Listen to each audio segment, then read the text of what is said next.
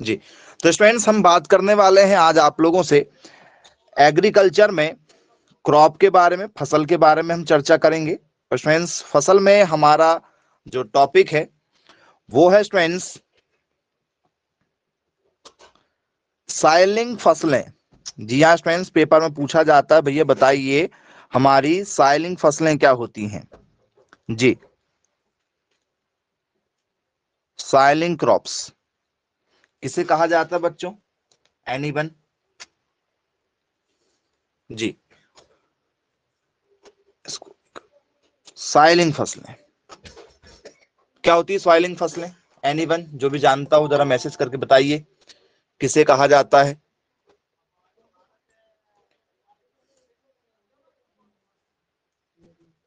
मालूम है आप लोगों को? नहीं मालूम? तो स्टूडेंट साइलिंग फसलें किसे कहेंगे? ऐसी फसलें जिनको खेत में लगाने पर ज्यादा से ज्यादा प्रोडक्शन मिलता है, क्या वो साइलिंग फसलें कहलाएंगी हमारी? क्या है सॉइलिंग क्रॉप?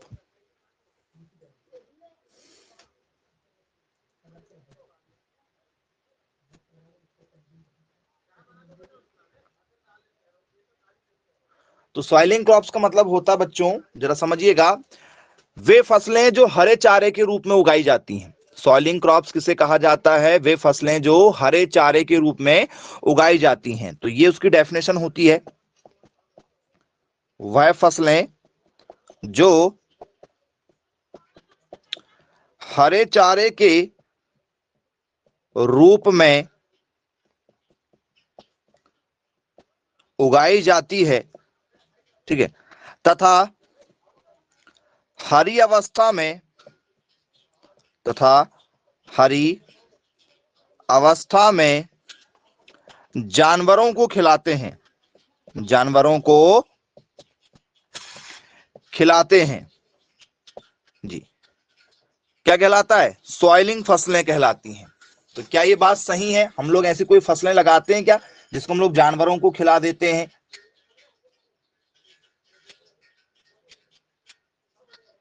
जी, ऐसी कोई फसलें लगाते हैं क्या?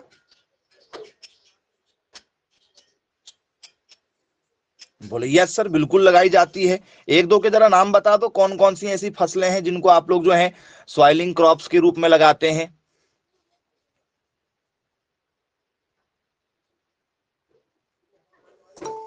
जी, इसमें हम लोग ऐसा लिख सकते हैं कि भैया वे फसलें जिन्हें हम लोग क्या करते हैं, ठीक है, जानवरों के खाने के रूप में उगाते हैं। तो क्या ये हमसे पेपर में यदि पूछा जाएगा तो बन जाएगा? बोले यस, बिल्कुल ठीक है, बहुत शानदार ऑप्शन भी दिए रहे हैं आप लोग। अ नाउन, सॉरी इसमें लिखेंगे a crop, a crop cut green and fed, green and fed to livestock immediately without further curing और प्रोसेसिंग। मतलब इसको किसी प्रकार का कोई उपचार वगैरह नहीं करते हैं क्या? जानवरों को जैसे हम लोग खाना खाते हैं तो हमने देखा है किसी भी हम फसल को लाते हैं उसकी साफ सफाई करते हैं, उसको धुलेंगे, फिर आटा पिसवा के लेके आएंगे, फिर उसकी रोटी बनाएंगे गरम कर करके। बोलिए सर, तो वैसा कुछ नहीं किया जाता, खेत से लाया और डायरेक्ट क्या कर देते हैं सर? डायरेक्ट हम लोग जो है इन्हें खिला देते हैं। बोले यस सर, बिल्कुल ठीक है। तो ऐसे कोई एग्जाम्पल? आपने कहा ढैंचा, ढैंचा का यूज करते हैं। कुछ लोग कह रहे हैं कि सर बरसिम का यूज किया जाता है। तो क्या ये सही बात है, बरसिम का यूज हम लोग करते हैं? बोले यस, बरसिम का भी यूज किया जाता है। ठीक है, हरी फसलों जिन्हें हम लोग क्या करते हैं, जानवरों के लिए लगाते हैं, सेपरेट सॉइलिंग क्रॉप्स के नाम से जाना जाता है। और इसी को एक और नाम से जाना जाता है, सॉइलिंग की जगह में इसको कहा जाएगा, ठीक है, कौन सी क्रॉप? क्रॉप फूडर क्रॉप्स भी इसी को कहा जाता है, जिसे हम लोग बोलते हैं खाद्यान्न फसलें। लेकिन खाद्यान्न फसलों के नाम से आएगा तो आप आसानी से लगा दोगे। यदि खाद्यान्न फसलों के नाम से आएगा तो लगाओगे कि नहीं लगाओगे आंसर? बोल सर तुरंत लगा देंगे आंसर। तो ये खाद्यान्न फसलों के नाम से नहीं आता, ये सॉइलिंग क्रॉप्स के नाम से आ जाता है पेपर में। तो इसके एग्जाम्पल क्या क्या होंगे भाई? ऐसी कौन कौन सी फसलें हैं जिसे हम लोग लगाते हैं प्रोडक्शन के लिए, जानवरों को खिलाते हैं? तो पहला नाम है इसमें हमारा स्टूडेंट्स हम लोग जो है बरसिम का यूज करते हैं, बरसिम, बोलिए यस, बरसिम का यूज करते हैं। क्या स्टूडेंट्स हम यहाँ पर जो है रिचका का यूज करते हैं, नेपियर घास, जई वगैरह? बोलिए यस सर, इसमें किसका यूज किया जाता है? रिचका का भी यूज किया जाता है। सही बात है, ये रिचका का यूज कर रहे हो आप लोगों ने? बोलिए यस, रिचका जो है इसका भी यूज किया जाता। अब ये रिचका को क्या कहते हैं बच्चों? तो बोल सर इसको कहा जाता है लुसर्न। रिचका को क्या कहा जाता है? लुसर्न के नाम से जाना जाता है। पंजाब के लोग इसको ज्यादा से ज्यादा उगाते हैं। हमारे इधर ये नाम ज्यादा नहीं चलता रिचका, पंजाब तरफ बहुत ज्यादा चलता। पंजाब, हरियाणा, यूपी वाले जो है वो रिचका को उगाते हैं। चारा है, हरा चारा है। इसको हम लोग क्या करेंगे, इसके ठीक है फल वल की हमें जरूरत नहीं है, इसको लगाएंगे, ठीक है, और इसको क्या करेंगे, जानवरों को खिलाएंगे। चलो, क्या आप लोगों ने नेपियर घास सुना है? नेपियर जो ठीक है चढ़ाई करते हुए आता है, काफी ज्यादा जो है फैलता है, नेपियर ग्रास। सुना है क्या आप लोगों ने नेपियर ग्रास के बारे में? तो बोले यस सर, बिल्कुल सुना हुआ है। तो इसमें क्या आएगा स्टूडेंट्स हमारा? इसमें हमारा नेपियर ग्रास भी आ जाएगा। चलिए स्टूडेंट्स, आप लोगों ने जई का नाम सुना? जई, जई वगैरह का नाम सुना है? जई,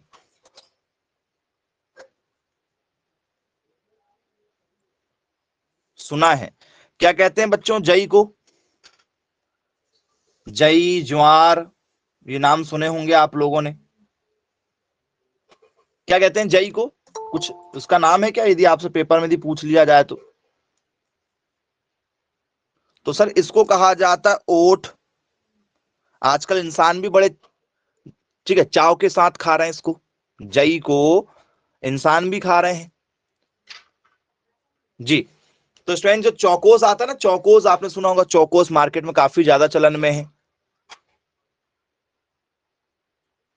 कैलॉग्स, ठीक है, चोकोज, तो ये जई वगैरह के बनते हैं। चलिए, तो ये फूडर क्रॉप्स में आएंगे। क्या और भी कोई एग्जाम्पल है जिसके साथ आप जाना चाहते हैं कि सर हाँ ये भी एग्जाम्पल होगा? ये बताओ बच्चों, क्या कुछ लोग जो है खेत में मक्का भी लगाते हैं? क्योंकि मक्का का जो तना होता है ये काफी मोटा होता है, और जब गाय जो है बार बार क्या करेगी, जुगाली करेगी। आपने देखा है गाय जो है खाना खाने के बाद में ठीक है लार गिराते रहती है और जुगाली करती रहती है बैठे बैठे। तो जितना ज्यादा जुगाली करेगी उतना ज्यादा खाना पचेगा और उतना ज्यादा दूध का उत्पादन भी होगा। तो क्या ये मोटे तने वाले के रूप में मक्का का यूज कर सकते हैं? बोलिए सर, मक्का का भी यूज किया जाता है जी। ओके, और किसका यूज कर सकते हैं बच्चों इसमें? क्या इसमें सोरघम का यूज कर सकते हैं? सोरघम, कुछ लोग जो है खेत में बाजरा वगैरह भी लगा देते हैं कि ये बाजरा खिला देंगे जी। क्या सोरघम हो सकता है, बाजरा जिसे हम लोग कहते हैं, ये होना चाहिए या नहीं होना चाहिए, जरा बताओ मुझे पहले। ज्वार, बाजरा, बोलिए सर। ज्वार का तो यूज करते ही करते हैं, होगा? बोलिए सर, बिल्कुल हो जाएगा। तो इन फसलों को क्या देखा है आप लोगों ने खेतों में लगाते हुए? बाकी तो जो नॉर्मल ग्रास होता है हमारे खेत के आसपास में वो तो हम लोग खिलाते ही हैं जानवरों को, लेकिन स्पेशल यदि हम डेयरी चला रहे हैं तो हम लोग क्या करते हैं सर, डेयरी चलाने वाले जो लोग हैं वो किसका यूज करते हैं? बरसिम लगा देंगे खेत में, खेत में लगाएंगे फसलों के जैसे लगाएंगे, और बरसिम को क्या करते हैं, जानवरों को खिलाते हैं काट काट कर। एक बार यदि आपने लगा दिया है तो ठीक है साल 2 साल तक जब तक आपको लेना आप बरसिम लेते जाओगे। हर 15 दिन 10 दिन में काटते जाओ, पानी छोड़ते जाओ, बरसिम चारे जैसे उगते रहती है। ऐसा नहीं कि एक बार काट लेंगे तो बरसिम समाप्त हो जाएगी, रिच का एक बार काट लेंगे, नहीं, इनको एक बार लगा दो, पानी छोड़ते जाओ, ये होते जाती हैं। लेकिन फिर ये नहीं होती क्योंकि ये स्पेशल ग्रास है, ये ग्रास है स्पेशल। यदि आपने ज्वार को एक बार काट दिया और पानी छोड़ दिया तो क्या ज्वार हो जाएगी? बोले सर होगी, लेकिन उतना नहीं हो पाएगी। मक्का भी हो सकती है लेकिन उतना नहीं हो पाएगी, ठीक है? तो ये एक बार वन टाइम वाली है और ये आपको साल 2 साल तक लगातार क्या देंगी, ठीक है, घास देते जाएंगी। बरसिम लगातार आपको ठीक है 2 साल तक दे सकती, लूसर्न भी लगभग 2-3 साल तक आप यूज कर सकते हो। नेपियर ग्रास परमानेंट है, एक बार लगा दिए ठीक है सालों साल आपको देगी जितना आपको लेना है। नेपियर ग्रास देखा कि आप सभी लोगों ने, जो चढ़े करते हुए निकलती है काफी ज्यादा जी, मेड़ों पर सबसे ज्यादा लगाया जा रहा है इसको। मेड़बंदी के लिए भी सबसे ज्यादा इसी का यूज किया जा रहा है। नेपियर ग्रास सबने देखा है क्या? नहीं देखा? चलो दिखा देते हैं भाई, जिनने नहीं देखा होगा तो, कैसी रहती नेपियर ग्रास। चलिए, तो क्या स्टूडेंट्स आप लोगों ने मेड़ों में या कहीं भी कभी यदि आप किसी गार्डन वगैरह में गए होंगे तो क्या ऐसे ज्यादा चढ़े करते हुए ग्रास को देखा है कहीं? गार्डन वगैरह में भी सो के लिए लगाते, इसको डिजाइन बनाते ना, इसमें कुछ ना कुछ बना देते। तो ये चारा है, एक बार काटो पानी छोड़ो फिर उल जाएगा, फिर काटो फिर पानी छोड़ो। तो ये नेपियर ग्रास है। कौन सा ग्रास है? नेपियर ग्रास है। और जब ये बड़ा हो जाएगा, अभी वो छोटा है, ठीक है, जब ये बड़ा होगा तो ये काफी हाइट का होता है। ठीक है, जब ये बड़ा हो जाएगा तो ये, ठीक है, जैसे हमारा गन्ना होता है, गन्ने की हाइट के जैसे हो जाएगा। जरा देखो, तो ये काफी ज्यादा बेनिफिट वाला है, नहीं है? इसको मशीन में लेकर छोटे छोटे छोटे छोटे क्या कर देंगे, ठीक है, टुकड़े बना लेंगे, और फिर उसको क्या करेंगे, भूसे के साथ मिला के, जो ठीक है, गेहूं का भूसा होता है या ज्वार का भूसा निकलेगा या फिर सोयाबीन की भूसी निकलती है, उनके साथ में ये चारे के छोटे छोटे पीस कर लेते हैं, मशीन से काट काट के बड़ी ग्रास के छोटे छोटे पीस कर लेते हैं, इतने छोटे छोटे टुकड़े कर लेंगे, और उन टुकड़ों को क्या करते हैं फिर जानवरों के, ठीक है, उसमें मिला देते हैं भूसे के साथ में। बोले यस सर बिल्कुल ठीक है। तो ये सॉइलिंग क्रॉप्स पेपर में आती है। देखो, फूडर क्रॉप्स के नाम से आएगा तो मैक्सिमम सारे बच्चे सही आंसर लगा देंगे, लेकिन यदि सॉइलिंग क्रॉप्स के नाम से आया तो मैक्सिमम बच्चे सोचते हैं सॉइल मतलब जो होता भी है कोई मिट्टी को बचाने वाली फसल की बात हो रही है। तो उसमें आप जो है क्या लगा देते हैं, जूट है, ठीक है, पटसन है, ऐसी चीजों को आप प्रेफर करते हैं, जबकि वैसे नहीं होगा, याद रखिएगा आप लोग। ठीक है, इसके बाद में स्टूडेंट्स आप लोगों से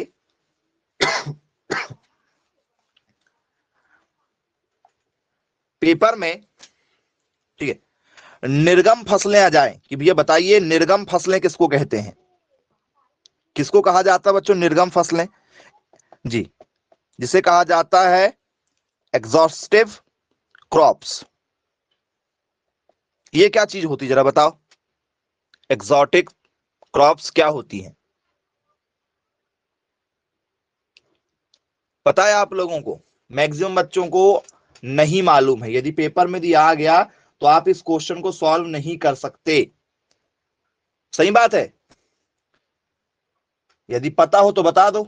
एक भी बच्चे को इसका आंसर नहीं मालूम, और पता है तो जरा बताओ कि हाँ सर मुझे पता है।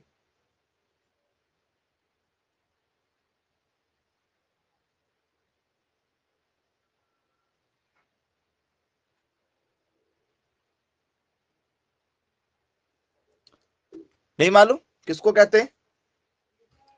तो स्टूडेंट्स याद रखिएगा, यदि आपसे पेपर में यदि पूछ लिया जाए, ठीक है, तो बोले ये फसलें, ठीक है, जिस भी खेत में उगाई जाती हैं उसके पूरे पोषक तत्व ग्रहण कर लेती हैं। आप लोगों ने सुना होगा कि आपका यदि घर बना हुआ होता, जैसे मान चलो आप किसी भी होटल में गए होंगे, घर में नहीं गए होंगे तो होटल तो देखा ही होगा आप लोगों ने। तो फ्रेंड्स, खिड़की के ऊपर एक ऐसे एडजॉस्ट लगाते हैं क्या वो लोग, और उसमें पंखा लगा हुआ होता है खिड़की के पास में जो घूमते रहता है, हमें समझ में नहीं आता कि ये क्यों चल रहा है। किसको समझ में आता है बताओ? वो भाई यदि पंखा लगा हुआ है तो वो तो हमारे ऊपर लगा होना चाहिए, वो दीवार में लगकर क्या कर रहा है बताओ? क्यों लगाया जा रहा है दीवारों पर? और उसकी हवा भी समझ में नहीं आती हमको, करता क्या है वो? एनीवन कोई जानता हो तो जरा मुझे बताओ, क्यों लगाते हैं वो लोग? किसी भी होटल में चले जाओ, बड़े बड़े आप घरों में चले जाओ, तो वो लोग लगा के रखते हैं। लगाते कि नहीं लगाते? क्यों लगाते हैं? हवा निकालते हैं। Okay, very good. तो स्टूडेंट्स याद रखिएगा, किचन वगैरह में भी आपने देखा होगा, तो जैसे किचन में महिलाएं जब भी कुछ खाना बनाती हैं तो जब वो क्या लगाती हैं, छोका लगाती हैं, ठीक है, मसाले वगैरह उसमें डालकर जो है सब्जी बनाती, तो उसकी हमें जो है एक स्मेल आती है। आती है क्या? और खांसी चलने लगती है पूरे परिवार को मसाले के कारण से। ठीक है, तो ये शुरुआत वहीं से हुई है, किचन से शुरुआत हुई है। दूसरा और क्या है? आज के समय में सभी घरों में घर के अंदर लेड बाथ बनाए जा रहे हैं, हाँ या ना? जितने भी मकान बनने लगे हैं, चाहे गांव के हो चाहे शहर के हो, पहले क्या होता था कि जो टॉयलेट वाला सिस्टम था, वो शौचालय वाला सिस्टम घर के बाहर हुआ करता था, और बुजुर्गों का ऐसा मानना था कि गंदगी जो है घर के बाहर हो। आजकल तो सब अंदर चल रहा है, क्योंकि जगह जो है वो कम है। पहले जगह ज्यादा हुआ करती थी, अभी जगह कम है। ठीक है। तो स्टूडेंट्स, यदि आप घर में शौचालय का यूज करते हैं तो आप कितने ही रूम फ्रेशनर का यूज कर लो, कुछ भी यूज कर लो, थोड़ी सी स्मेल आती रहती है। आती कि नहीं आती? बोले यस सर, आती है। कुछ लोगों के यहाँ यदि आप जाके देखोगे तो वो फील आपको हो जाएगा कि बोले हाँ, थोड़ी सी गंदगी आ रही है। और फिर इधर ही पास में किचन होता है, खाना बनाने वाला सिस्टम भी यही है, बाजू में लेट बाथ भी है। ये समस्या है। तो वो लोग क्या करते हैं, एडजॉस्ट लगा देते हैं। तो एडजॉस्ट क्या करता है, बाहर की साफ वाली हवा को अंदर पहुंचाएगा, और इधर की जो हवा होती, अंदर की जो हवा होती, उसको बाहर पहुंचाता है। मतलब एक तरफ से साफ हवा को लेगा, दूसरी तरफ से जो अंदर की हवा रहेगी रूम के अंदर, उसको बाहर पहुंचाएगा। तो यहाँ की जो स्मेल रहेगी, गंदगी रहेगी अंदर की, जो हम सांस ले रहे हैं, मान चलो कुछ भी हम कर रहे हैं, तो अंदर की हवा को बाहर पहुंचाते जाएगा और बाहर की अच्छी हवा को अंदर पहुंचाते जाएगा। मतलब हवा को जो है क्या कर रहा है, बदलने का काम कर रहा है। बोलिए सर, तो क्या ये हवा खींच रहा है, अंदर की हवा? पहली बात तो ये, इसको छोड़ दो, मतलब अंदर की हवा को खींच रहा है। बोलिए सर, इसलिए इसका नाम रखा गया है एडजॉस्ट। जो एडजॉस्ट होते हैं हमारे, ये क्या करते हैं, ये क्या खींच रहे हैं, अंदर की हवा खींच रहे हैं। तो निर्गम फसलें क्या करेंगी भैया? तो सर, हमारे पास में फसल यदि हमने लगाया तो मिट्टी है, मिट्टी से क्या खींचेंगे, सारे पोषक तत्व खींच लेंगे। मिट्टी में जितने भी पोषक तत्व रहेंगे, सारे पोषक तत्वों को कौन खींच लेगा? तो सर, निर्गम फसलें खींच लेती, मतलब जमीन को धीरे धीरे बंजर बना देंगी। लगातार यदि आप, ठीक है, 4-5 साल यदि इनका यूज कर रहे हैं तो जमीन को क्या कर सकती है, ये बंजर कर सकती है। ठीक है। तो क्या लिखेंगे इसमें, ये फसल जिस भी खेत में, जिस भी खेत में उगाई जाती हैं, जिस भी खेत में उगाई जाती हैं, वहां से ये फसलें, वहां से ये फसलें काफी मात्रा में, काफी मात्रा में पोषक तत्व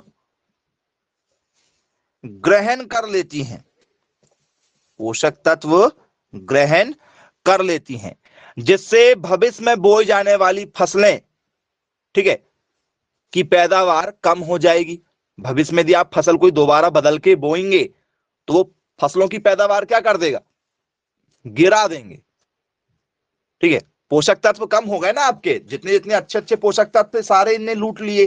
अब जो भी फसल लगाओगे उसमें पोषक तत्व की क्या होगी, कमी, तो वो प्रोडक्शन ही नहीं दे पाएगी आपको, मतलब धीरे धीरे जमीन को क्या कर देगी, बंजर कर देगी।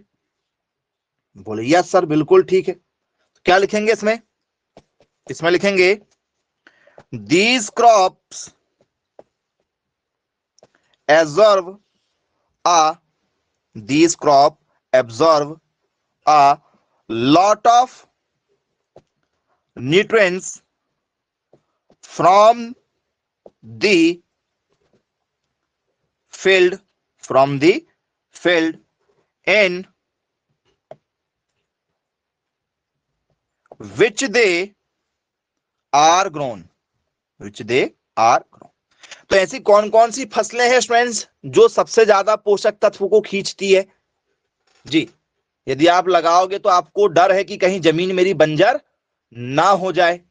ऐसी कोई फसलें हैं जिनके बारे में आप जानते हो तो जरा नाम बता दीजिए।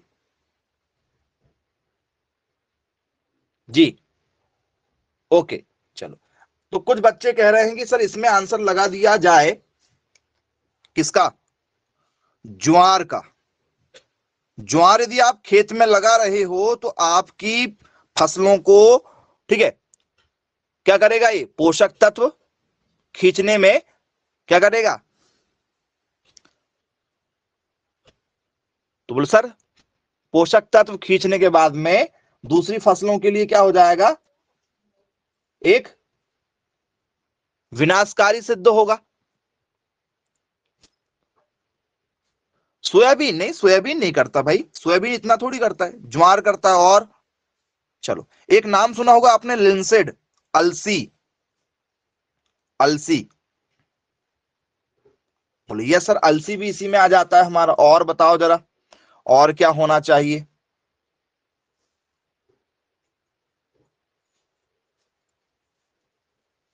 चलिए, क्या कभी किसी किसान ने अपने खेत में जूट लगाया है? खेतों के बीचों बीच में जूट। बोले सर ये काम कौन करता है? ठीक है, तो ये काम करते हैं स्टूडेंट्स वही लोग जिनके यहां पर मिट्टी बदलती है। जरा टॉपिक समझिएगा। चलिए, कुछ लोग कह रहे हैं कि सर इसमें जूट आना चाहिए। ओके, जूट भी सही था आपका, जूट हो जाएगा। और इसमें क्या होगा? पटसन हो सकता है। बोले बिल्कुल, क्या हो सकता है? हमारा पटसन होगा। चलो, ओके। और जूट है, पटसन है जी। यदि आपसे पेपर में पूछ लिया जाए ये इस पटसन को किस नाम से जानते हैं, कोई बताएगा? पटसन फसल जो है हमारी, इसका एक नाम पटसन है, दूसरा नाम क्या है? और किस नाम से जानते हैं इसको? सिर्फ पटसन के नाम से जानते हैं।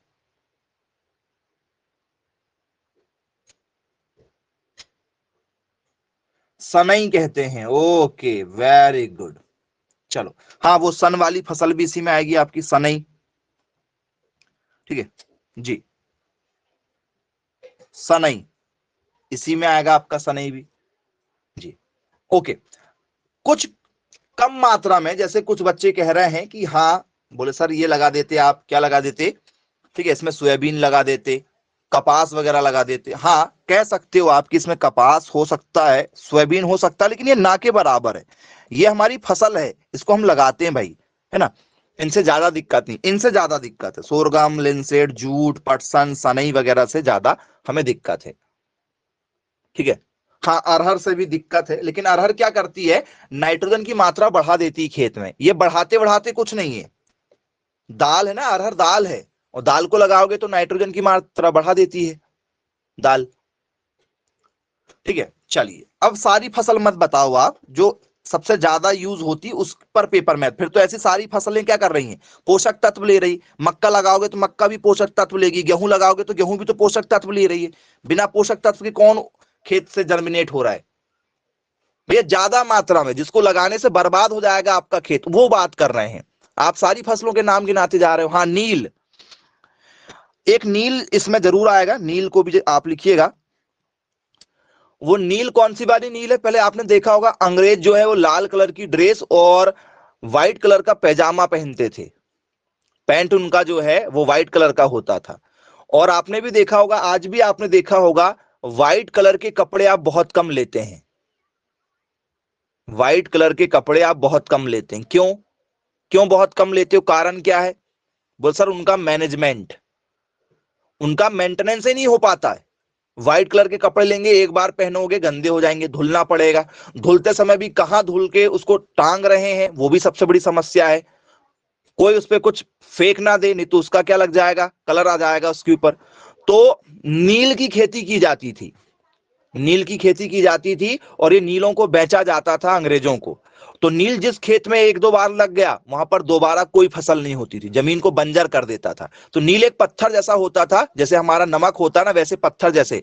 तो कपड़े धुलने के काम आता था। पहले कहाँ का घड़ी, detergent powder, Surf Excel, rain, beam, ये पहले कुछ नहीं थे। ठीक है, तो पहले कैसे धुला जाता था? यदि आपसे पेपर में भी पूछ लिया जाए तो इनसे धुलते थे, नील वगैरह से। तो नील भी इसमें आएगा, याद रखिएगा आप लोग।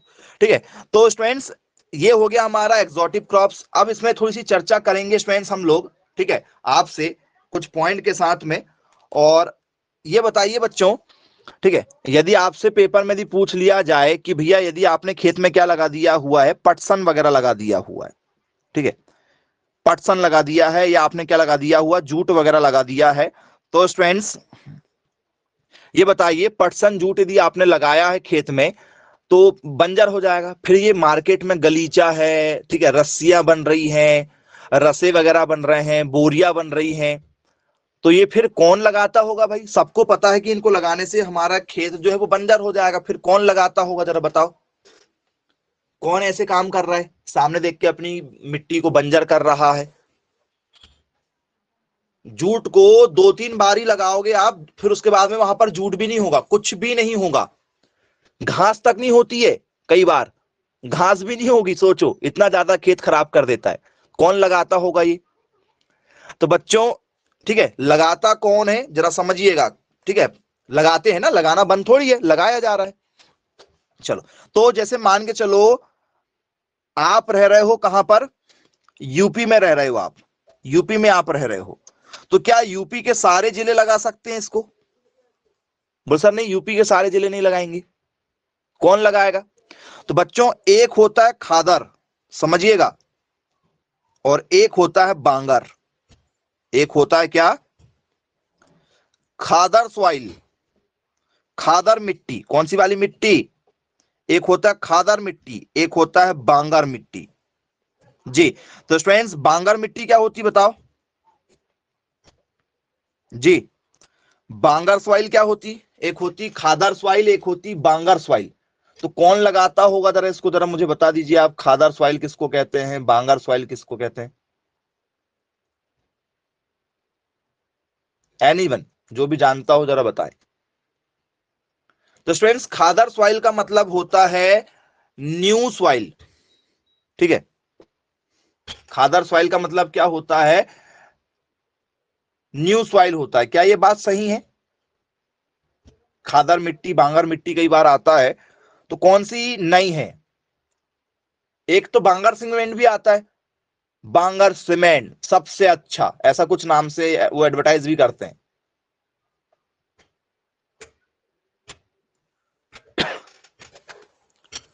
तो स्टूडेंट्स, खादर का मतलब होता है न्यू सॉइल, याद रखना आप लोग, न्यू सॉइल। अब बताओ, न्यू सॉइल का मतलब क्या होता है? नई मिट्टी। नई मिट्टी का मतलब क्या होता है? क्या इसमें किसान अपने खेत में नई नई मिट्टी ला के डालेगा? जैसे किसी को यदि जूट लगाना है, तो भैया हर साल यदि उसके पास में 1 एकड़ जमीन है, तो उसको हर साल जो है 30-40 ट्राली मिट्टी बुलाना पड़ेगा। 30-40 मिट्टी जो है कितने की आने वाली है? लाखों रुपए की आएगी। और कौन देगा? जो खेत वाला देगा, उसके खेत में क्या करेगा बेचारा? तो स्टूडेंट्स, ये नई मिट्टी कहां से आएगी फिर? तो बेटा, जितने भी नदी के पास वाले इलाके हैं, ये बताइए, नदी में क्या बाढ़ आती है? क्या नदी में बाढ़ आती है? बोले यस सर, बाढ़ आती है। आता है, फ्लड होता है, बाढ़ आती है। बोले यस सर, बाढ़ आती है। तो फ्रेंड्स, बाढ़ आने से भी बेनिफिट है। कुछ लोग कहते हैं भगवान कितना बुरा कर रहे हैं, ठीक है, पूरा पानी पानी कर दिए, जलमग्न कर दिए हैं। भैया, बाढ़ आना भी अच्छी बात है। बाढ़ नहीं आएगी तो दिक्कत ही दिक्कत है हम लोगों को। ठीक है, और बाढ़ उन्हीं इलाकों में आती जहां पर कब्जा किया गया है। अभी आपने हाल ही में देखा था, दिल्ली में जो है लाल किले के सामने से पानी बहा था। तो लाल किले से पहले से आप लोग टीवी में पढ़ रहे हो, मोबाइल में आपने पढ़ा होगा, स्टोरी या बुक वगैरह में पढ़ा होगा कि उसके पीछे से कौन सी नदी गई है? यमुना नदी गई है शायद। ठीक है, बोले यस सर। तो नदी का है। अब आप लोग धीरे धीरे, आबादी बढ़ते जा रही, सब कब्जा करते जा रहे हैं। कोई भी सरकार आ रही, वो पट्टा दे देती है कि भैया वोट मिल जाएगा, पट्टा बांट दो इलाके का। तो पट्टे वाली जमीन बांट दी है सब लोगों को। लेकिन जिस दिन पानी बढ़ा, तो फिर उसने बाढ़ का रूप ले लिया। ठीक है, तो ये सरकार अपनी सरकार बनाने के लिए नेता लोग ऐसा काम कर देते हैं। और हमको तो आदत है, कहीं कभी फ्री का कुछ मिलेगा तो हम तो लाइन लगा लेंगे। ठीक है, बोले यस सर।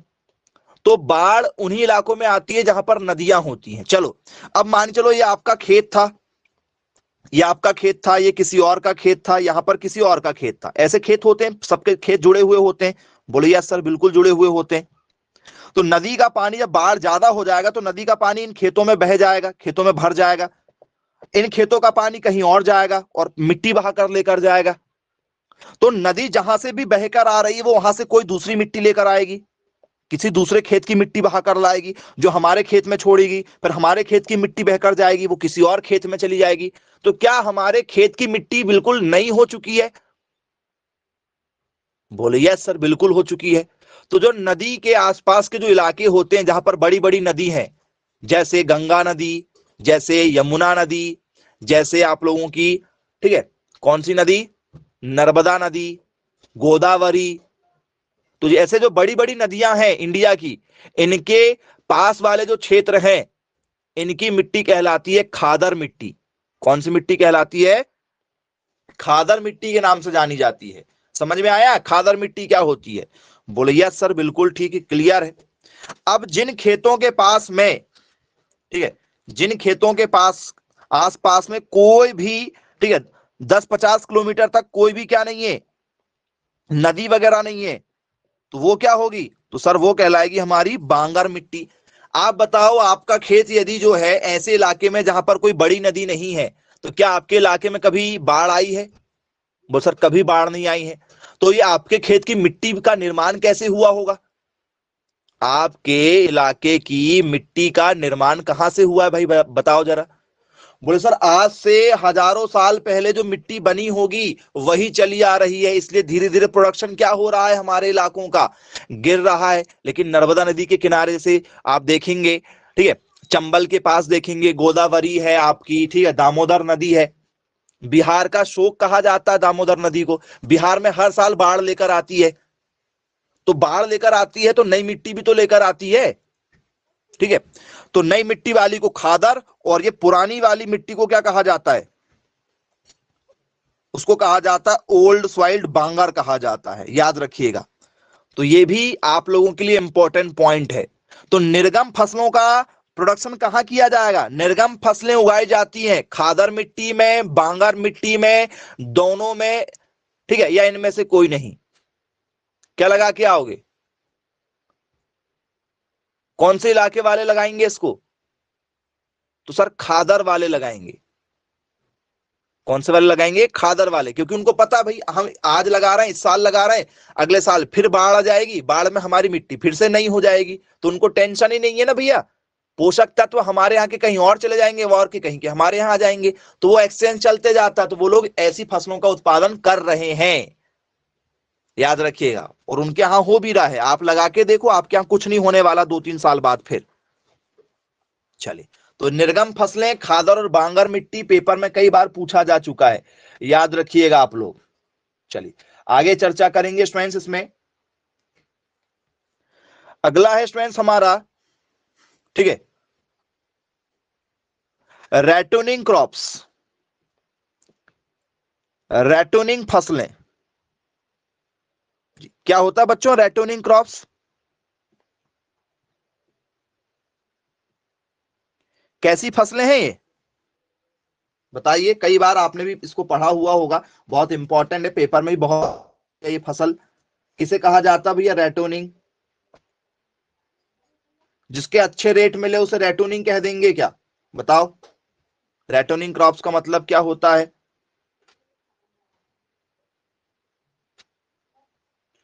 जी, क्या होगा बच्चों?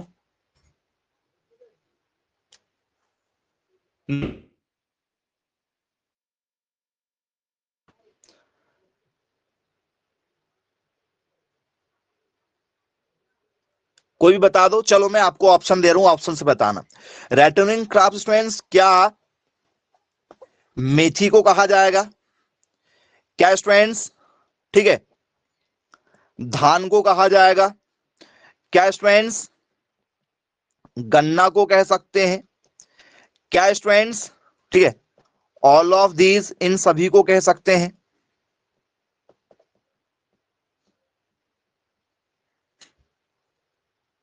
ऑप्शन नंबर सी के साथ जाओगे, गन्ना के साथ?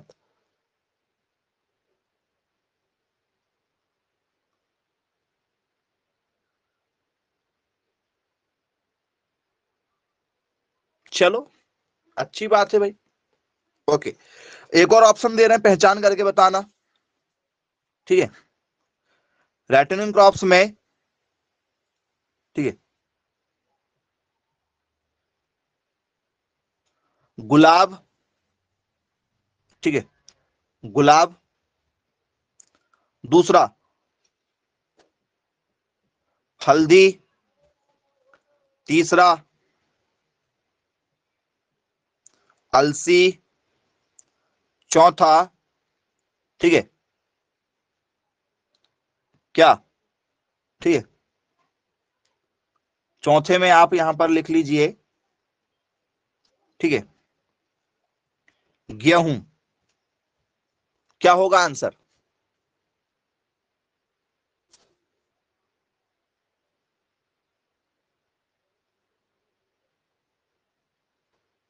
नहीं मालूम किसको कहा जाता है?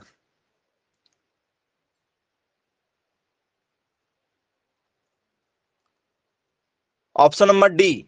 अरे वाह, इसका मतलब आपको तुक्का लगा देना था, इससे पहले आपने सिर्फ जो है गैस किया और ऑप्शन नंबर सी लगा दिया, और अब सेकंड वाला जो क्वेश्चन दिए उसमें आंसर गलत कर दिए। चलिए, तो स्टूडेंट्स इसका जो राइट आंसर बनेगा ये बनेगा पहले नंबर का, इसका राइट आंसर बनेगा सी नंबर वाला, गन्ना। अब ये क्यों हुआ? तो बच्चों, रेटोनिंग का मतलब होता है कि यदि आपने कोई फसल खेत में लगाया हुआ है, जैसे मान चलो मैंने ये फसल लगा के आया खेत में, इसका उत्पादन हो रहा है, ठीक है, और मुझे ये फसल को जड़ से नहीं काटना है, मैंने इतना काट दिया, फिर पानी छोड़ दिया, ये फिर फसल बढ़ जाएगी, फिर काट लूंगा, ठीक है, फिर पानी छोड़ दूंगा, ये फिर इसमें क्या हो जाएगी, नई उलहन आ जाएगी, फिर से जर्मिनेट हो जाएगा। तो ऐसा होता है क्या गन्ने के साथ में?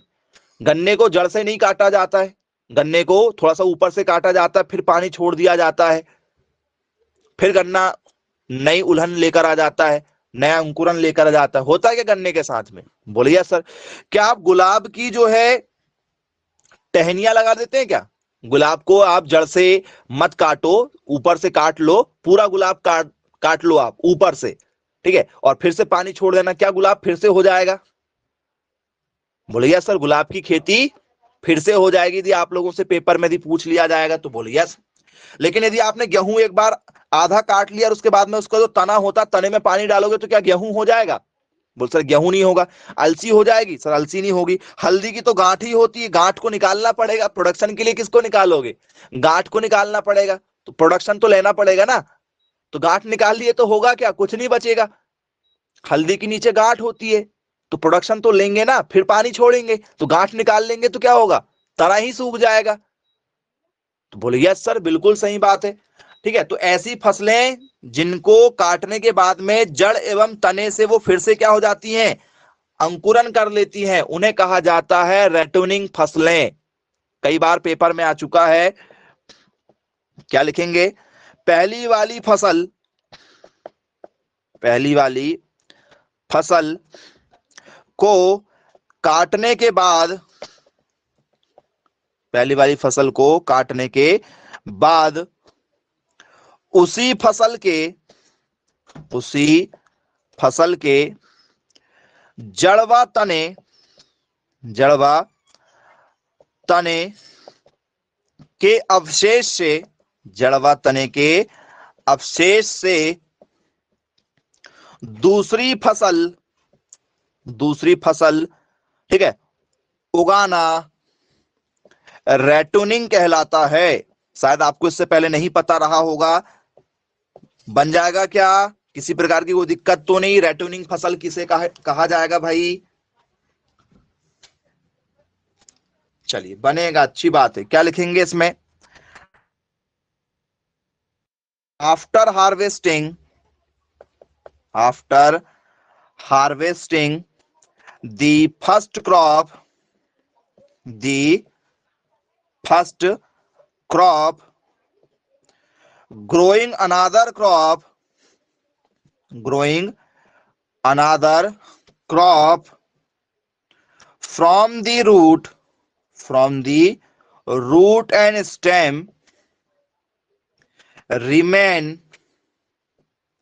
remains of the same crop, same crop is, ठीक है, same crop is called, ठीक है, is called क्या? रतूनिंग क्रॉप। इज कॉल्ड, क्या लिखेंगे?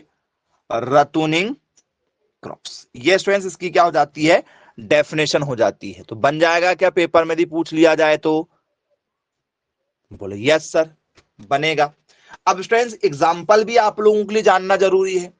तो क्या बच्चों हमने आप लोगों को जितने भी घास वाली फसल बताए थे, घास वाली, क्या वो सब इसमें आना चाहिए, जिसे हम लोग सॉइलिंग क्रॉप कहते हैं? चारा वाली जितनी फसल है क्या इसमें हो सकती है? क्योंकि चारा काटे फिर पानी छोड़ दिए फिर से उसमें नई कॉम आ जाती है। बोले यस। तो क्या इसमें हमारा बरसेम, रिजका, नेपियर घास, जई वगैरह ये आ जाएगा? बोले यस सर, बिल्कुल आ जाएगा, बिल्कुल आएगा। तो क्या बच्चों इसमें, ठीक है, अलग से यदि हम और ऐड कर दें, क्योंकि वो चारा वाला था, ये चारा वाला नहीं है, फसल वाला है, मतलब खाद्यान्न वाली फसल है ये, तो क्या इसमें शुगर केन होगा? बोले यस सर, शुगर केन हो जाएगा। क्या इसमें ज्वार हो सकता है? बोले यस सर, ज्वार भी तो इसलिए लगाया जाता है। ज्वार क्यों लगाते हैं बताओ? सर ज्वार लगाने का कारण ये है कि इसको बीज से काटो, पानी छोड़ दो, फिर से नई उल्हन आ जाती है, इसमें नया अंकुरन बन जाता है। तो ज्वार और बाजरा, ज्वार बाजरा इसमें आ जाएगा। बोले यस। और क्या लग रहा है आप लोगों को क्या हो सकता है? तो मैंने आपको एग्जांपल में पहले ही बता दिया हूं, जितना हमने अभी लिखवाया था आपको, बरसिम लिखवाया था, बरसिम इसमें आ जाएगी। और कोई एग्जांपल जो आपको लग रहा है कि सर हाँ ये होना चाहिए था, ये छूटा है अभी, बताइए भाई, क्या होना चाहिए आप लोगों से? यदि पेपर में यदि पूछ लिया जाए तो क्या लिखेंगे आप एग्जाम्पल में?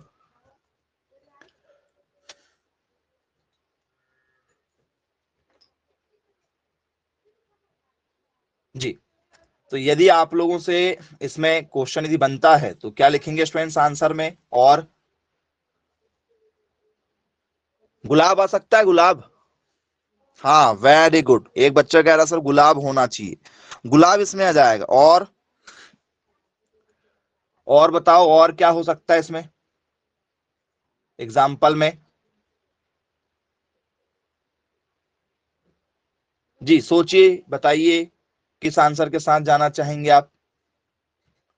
केला हो सकता है। ओके वेरी गुड, बहुत बढ़िया, केला हो सकता है। केला क्योंकि उसकी जो सकर्स होती हैं, जो जड़ होती है, जड़ से फिर से नया उसमें कॉम निकलता, नया अंकुरन होते रहता है। बांस होगा, वेरी गुड, बांस होना चाहिए, बैम्बू, बैम्बू होना चाहिए। ओके, तो कॉन्सेप्ट क्लियर हो गया क्या? दिक्कत तो नहीं जाएगी यदि आपसे पेपर में पूछ लिया जाएगा तो समझ में आ जाएगा? ऐसे बहुत सारे और एग्जाम्पल हैं जिसकी जानकारी आपके पास में और होगी, आप उन एग्जाम्पल से और उसको कनेक्ट कर सकते हैं। तो बोले यस सर, इसको कहते हैं हम लोग रेटूनिंग क्रॉप्स। अब स्टूडेंट्स इसके बाद में आगे यदि हम इसमें चर्चा करेंगे, ठीक है, तो अगली स्टूडेंट्स हमारी फसल आती है इसमें, ठीक है, एकल फसल। एकल फसलें क्या होती हैं यदि आपसे पेपर में यदि पूछ लिया जाए तो इसमें हम क्या लिखेंगे? ठीक है, एकल फसलें किसे कहते हैं? और एकल फसलों को ही हम एक और नाम से जानते हैं जिसे हम लोग कहते हैं मोनोकल्चर।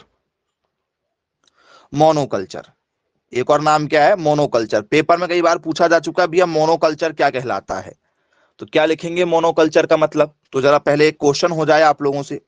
क्या स्टूडेंट्स खेत में मक्का लगा दिए, एक समय में मक्का लगी है, फिर उसके बाद में हमने गेहूं लगा दिए, और फिर हमने लगा दिए गर्मी की फसल में यहां पर क्या लगा सकते हैं, जैसे हमने लगा दिया गर्मी में तरबूज लगा दिया मान के चलो। तो ये देखो एकल फसल है, एक समय में केवल एक फसल लगी, क्या ये आंसर होगा? या स्टूडेंट्स हमने केवल मक्का लगाया, फिर स्टूडेंट्स हमने जो है, ठीक है, गेहूं लगाया, सिर्फ दो फसल लगाए, तीसरी नहीं लगाए, क्या ये होगा? या स्टूडेंट्स हमने केवल जो है धान लगा दिया, सिर्फ धान बस लगा दिया, कुछ नहीं लगाया, ठीक, क्या ये एकल फसल होगी? या स्टूडेंट्स हमने केवल जो है, ठीक है, जैसे यहाँ धान लगा है तो धान के साथ में हमने क्या लगा दिया, सोयाबीन भी लगा दिया मान चलो, एक ही मौसम की फसल लगा दिए, धान भी एक ही मौसम की फसल है, सोयाबीन भी एक ही मौसम की फसल है, और साथ में जो है इसी समय हमने और क्या लगा दिया, मक्का भी लगा दिया मान के चलो, तीनों एक ही मौसम की फसल लगा दी, क्या ये मोनोकल्चर होगा? या हमने केवल धान, फिर धान, फिर धान ऐसा लगा दिया, किस आंसर के साथ जाएंगे आप? किसे कहेंगे मोनोकल्चर?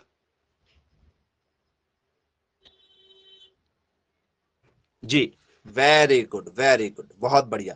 तो कुछ लोग जो है वो ऑप्शन नंबर सी के साथ जा रहे हैं और कुछ लोग ऑप्शन डी के साथ जा रहे हैं। अब भैया डी देने का क्या मतलब है? डी किस पर्पज से आ रहा है वो आपसे हम जानना चाहेंगे। ठीक है, आपने डी दिया है तो डी का आंसर भी आपको बताना पड़ेगा कि डी आएगा तो क्यों आएगा। ठीक है, तो स्टूडेंट्स मोनोकल्चर का मतलब होता है एकल फसल। एकल फसल का मतलब होता है केवल एक ही फसल को बार बार उगाना, केवल एक ही फसल को बार बार उगाना। कुछ लोग होते हैं ना जो केवल एक ही एक फसल को उगाते हैं, धान तो केवल धान ही धान लगाएंगे, जैसे धान लगा दिए, धान की कटाई किए, फिर धान लगा दिए, फिर धान की कटाई किए, फिर धान लगा दिए। हमेशा धान लगाना मतलब यदि आप उनको देख रहे हैं 10 साल से क्या लगा है उनके खेत में, केवल धान लग रहा है, मान के चलो कुछ नहीं लगाते वो लोग, सिर्फ धान लगाते हैं। जैसे हम लोग क्या करते हैं, गेहूं लगाएंगे, गेहूं काट लेंगे, मक्का लगा देंगे, मक्का काट लेंगे, फिर सोयाबीन लगा देंगे, कुछ भी लगा देंगे, ऐसा मतलब बदल बदल के लगा देते हैं। ये बदली नहीं करते हैं, मतलब जीवन भर केवल एक ही एक फसल को लेंगे, उसे हम लोग कहते एकल फसल। क्या कहा जाता है उसको? एकल फसल के नाम से जाना जाता है, केवल एक ही एक फसल को लेना। ठीक है, मतलब क्या है कुल मिला के, जैसे रबी का मौसम है, रबी की फसल चल रही, तो रबी फसल में क्या ले लिए उनने, मान चलो सर रबी फसल में भी धान लगा दी, जबकि रबी फसल में धान नहीं लगाना है, लेकिन वो पानी उनके पास में उन्होंने धान लगा दिए। फिर किसका मौसम आया सर? जायद का मौसम आया, जायद का मौसम आया, इसमें भी फिर क्या लगा दी सर ने? फिर धान लगा दिए। ठीक है, फिर किसका मौसम आया सर? फिर हमारा क्या खरीफ का मौसम आ गया, बारिश वाला मौसम आ गया, खरीफ का मौसम आ गया, इनने फिर धान लगा दिए। मतलब धान के अलावा इनको और कुछ भी नजर नहीं आ रहा है, इसको कहते हैं एकल फसल, बिना किसी ठीक है दूसरी फसल को बोए केवल एक ही एक फसल को लेना एकल फसल कहलाता है। अब ये स्टूडेंट्स कहां पर सबसे ज्यादा सटीक बैठता है? जिनके पास में सर्वाधिक पानी है और जो नदी के किनारे हैं। तो मिट्टी बदल रही, इनकी नहीं बदलती मिट्टी, बताओ भैया, नदी के किनारे हैं और हमको जो है जूट पटसन नहीं लगाना है, तो नदी किनारे वाले जो लोग हैं जिनके पास में पानी है, जिनकी मिट्टी भी बदल जाती, तो वो एक ही एक फसल को ले लेंगे। बोल सर ये समझ में नहीं आ रहा है हमको, एक ही एक फसल। अब जरा मुझे ये बताओ, सेब के बगीचे जिनके लगे होंगे, तो क्या वो सेब को लेने के बाद में क्या दूसरी फसल को लेंगे? यदि उनका इलाका ठंडा इलाका तो वो केवल सेब वाली ही खेती करेंगे। बोलिए सर, जो केले की फसल को उगा रहा है वो बार बार केले की फसल को ही उगाएगा, क्योंकि उसको पता भी है केले कहां बेचना है, कहां इसका मार्केट है, उसके सारे कॉन्टेक्ट बने हुए ना, नहीं बने हुए? आप बताओ, यदि मान के चलो किसी को देखा होगा आप लोगों ने कि जिसका क्या है, प्याज का है, लहसुन का है, इनके जैसे टमाटर, कुछ लोगों को देखा होगा जिन जो टमाटर लगाते हैं वो टमाटर लगातार लगा रहे हैं। ठीक है, बोले यार सर क्यों लगा रहे हैं? उनको पता भी है टमाटर कहाँ निकालना है, कहाँ बेचना है, कितना रेट हमें मिलता है, कितना प्रॉफिट हम लोग निकाल लेते हैं, तो उनको पता लग गया है, तो वो एक ही एक फसल के ऊपर टारगेट बना के रखे हैं।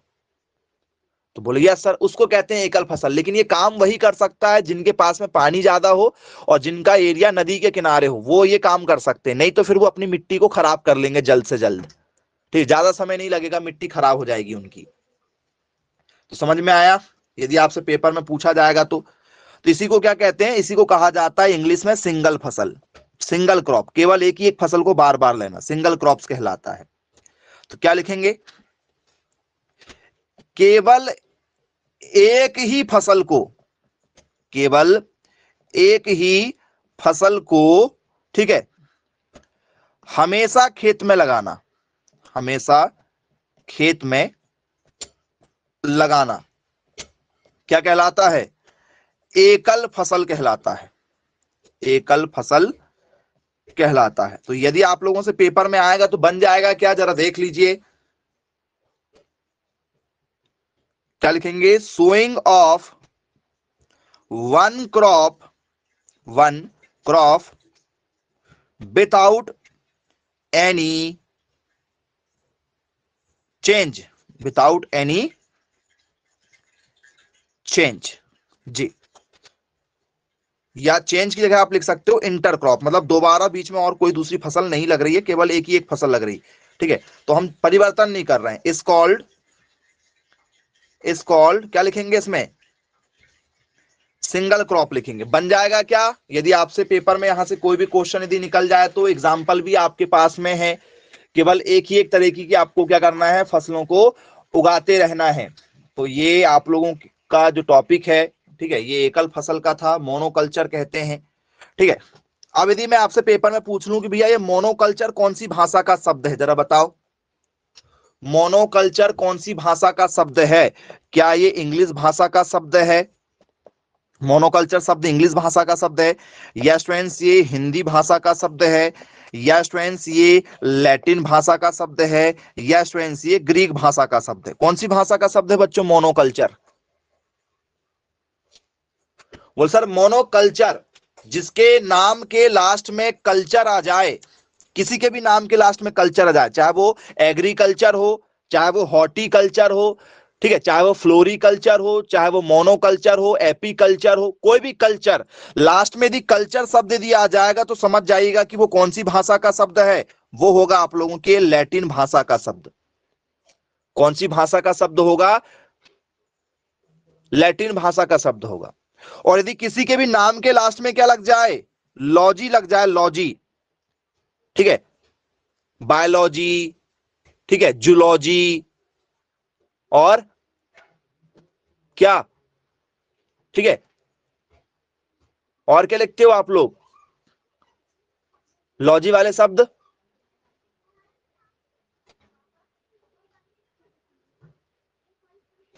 बताओ और कौन कौन से शब्द के बाद में लॉजी लगाते हो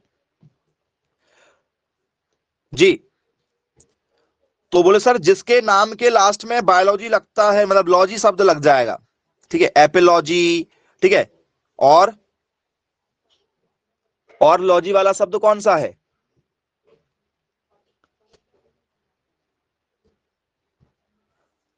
नहीं मालूम? और किस किस में लॉजी लगता है? एक बायोलॉजी, एक जूलॉजी, और